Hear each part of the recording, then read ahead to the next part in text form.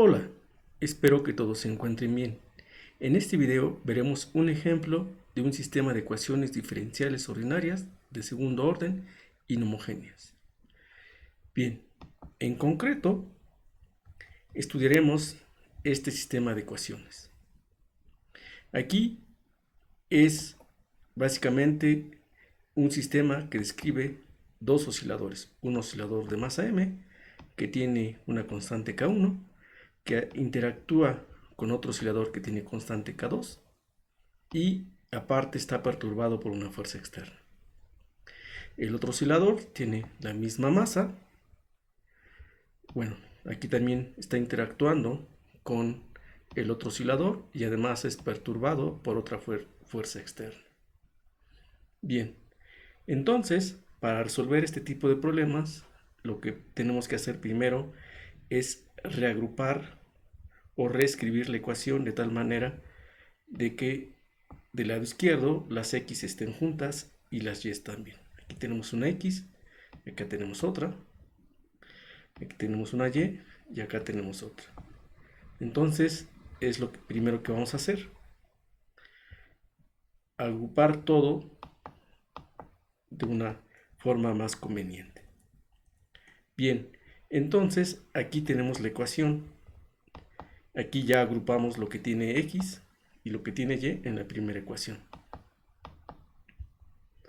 Y tenemos el término que tiene x, lo que tiene y. Tenemos la fuerza externa para el segundo oscilador. Tenemos lo que tiene x, lo que tiene y la fuerza externa. Noten que aquí lo que tiene, lo que multiplica x es lo mismo que multiplica y.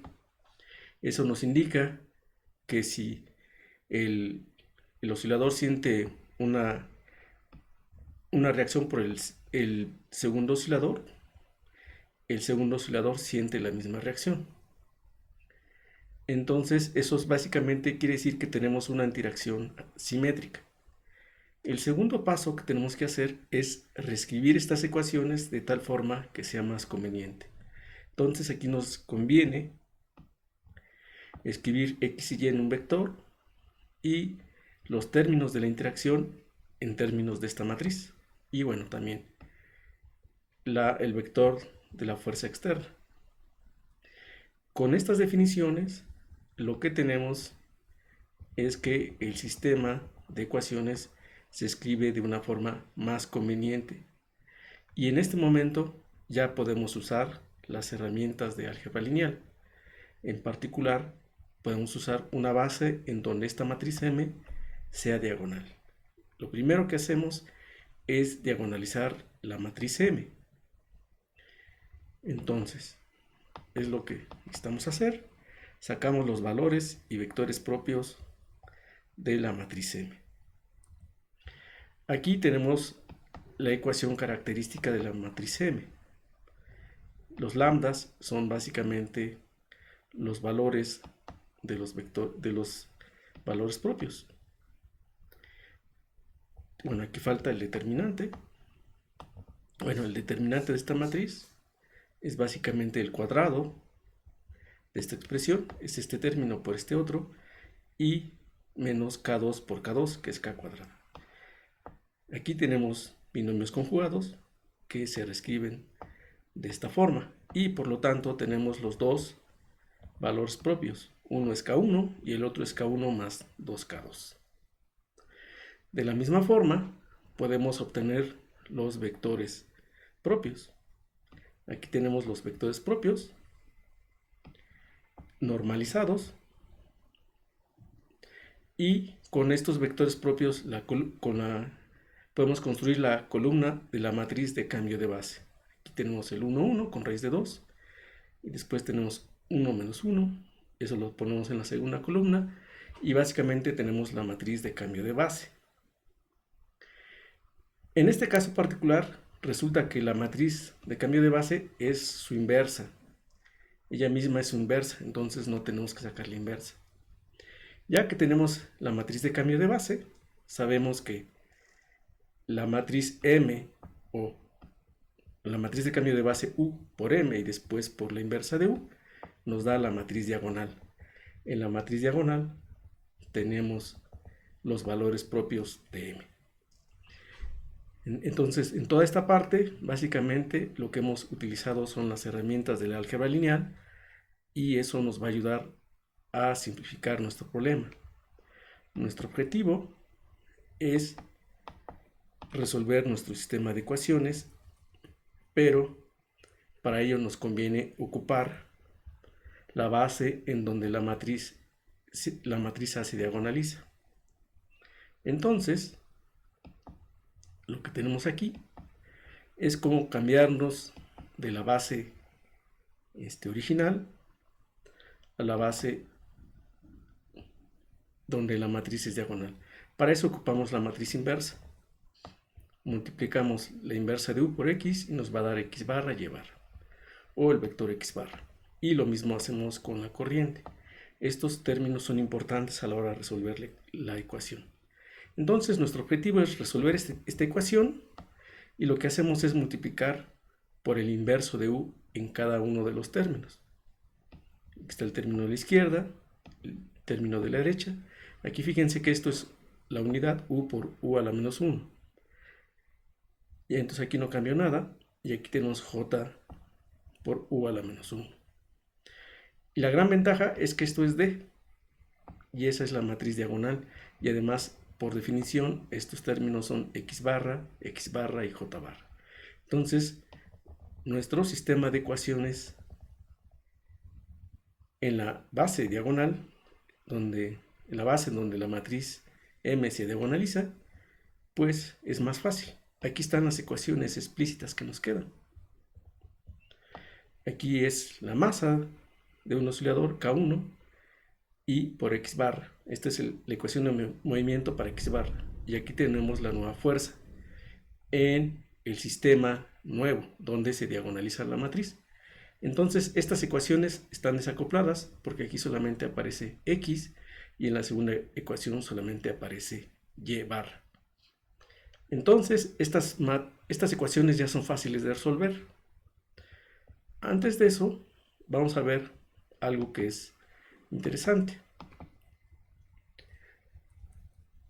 Bueno, aquí lo que hacemos es despejar la masa, pasa al otro lado dividiendo, pero además, si nos fijamos, cómo es que cambian las jotas con la matriz de cambio de base, hacemos el producto y nos queda j1 barra, que es básicamente la suma de las jotas, y j2 barra es la resta. Esto es interesante porque, por ejemplo, cuando un temblor agita a un edificio, es la misma j para todos los osciladores. Entonces, en ese caso, fíjense que si tenemos la misma j, la j2 barra se va a cancelar.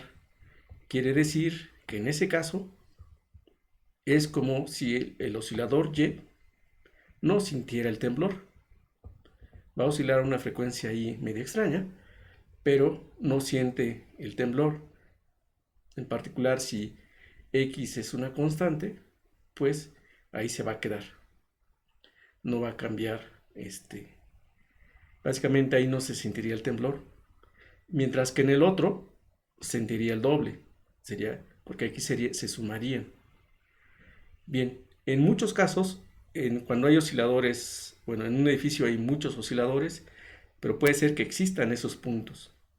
Entonces, esos puntos son importantes para seguridad, o también los puntos en donde se suman todas las fuerzas son importantes para tenerlos reforzados para evitar que se caiga el edificio.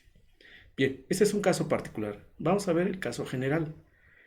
Caso general, bueno, aquí despejamos la masa y básicamente tenemos las mismas ecuaciones, solamente que ahora aquí definimos omega 1 al cuadrado y omega 2 al cuadrado. Esas son las frecuencias naturales del sistema. Y tenemos J1 barra y J2 barra. Entonces, estas ecuaciones son básicamente las de un oscilador armónico forzado.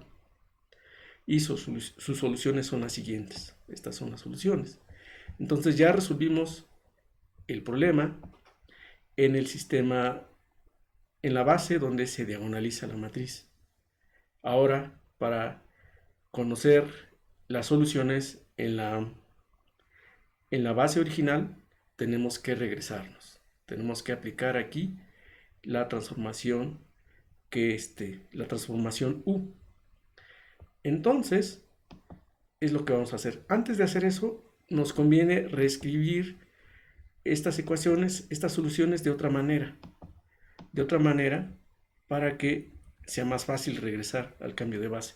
Entonces, ocupando esta matriz diagonal hecha con cosenos y esta otra matriz también diagonal hecha con senos, encontramos que la solución x barra se escribe de esta forma. Entonces, eso es importante. Aquí tenemos la parte que tiene las condiciones iniciales, la posición inicial y la velocidad inicial. Entonces, aquí entonces nos conviene recordar cómo transformamos de las x barras a las x. Para eso necesitamos la matriz U. Entonces, ocupando la matriz U, recordemos que x barra es igual a U a la menos 1 por x. Entonces, básicamente es lo que tenemos aquí. ¿Qué hacemos aquí? Pues despejamos, bueno, vamos a indicar qué es lo que hicimos. Aquí está x barra, que es U a la menos 1 por x, también la posición inicial, también la velocidad inicial y también las fuerzas externas. Entonces todas esas se transforman con U a la menos 1. ¿Qué hacemos para obtener la solución? Pues solamente pasamos esta U del otro lado. Entonces o multiplicamos por U o la despejamos como más les convenga. Entonces, pasando esa U del otro lado, lo que tenemos que esta es nuestra solución ya en las coordenadas que nos interesan. Aquí lo que tenemos es básicamente la U por la matriz diagonal que tiene cosenos, por la matriz inversa y las condiciones iniciales. La U por la matriz diagonal que tiene senos y la inversa de U y las velocidades iniciales. Lo mismo ocurre con esta función, solamente que aquí las funciones están desplazadas en tau. Tenemos t menos tau, y aquí tenemos U y la inversa de U y las fuerzas externas. Entonces, en este sistema, la solución se ve de la siguiente forma. Aquí tenemos la primera solución para x. Como se dan cuenta, es una expresión bastante larga. Y además aquí estamos poniendo funciones, fuerzas externas genéricas. Si necesitamos saber si tenemos la fuerza, si nos proporcionan quiénes son las fuerzas, pues tenemos que hacer estas integrales. Nada más para x necesitaremos hacer 4 integrales. Para y tenemos una expresión similar. Para y esta sería nuestra solución. Y aquí también, si nos dan las fuerzas J1 y J2, pues tenemos que hacer 4 integrales para saber cómo afecta la fuerza, por ejemplo, si es un temblor, cómo afecta la fuerza a estos osciladores. Para saber cómo sería el movimiento ya de la base de un edificio completo, en realidad son mucho más osciladores. Entonces, nada más con 2 necesitamos 8 ecuaciones. Entonces, si por ejemplo, si en cada esquina de un edificio hay 2 osciladores, 2 gatos hidráulicos, entonces tendríamos que tener en cada esquina, tenemos que resolver 8 integrales, y la cantidad de integrales que tienen que hacer conforme sea más sofisticado el sistema de osciladores es más grande. A pesar de que J1 y J2 sean sencillos, son bastantes integrales. Entonces, por eso en muchos casos es mejor Ya para casos reales es mejor usar un software, porque aunque las integrales sean sencillas, pueden ser 30, 40, pueden ser muchas. Entonces, en ese caso, lo recomendable es usar un software. Bien, en otro video veremos otros ejemplos de este tipo de sistemas.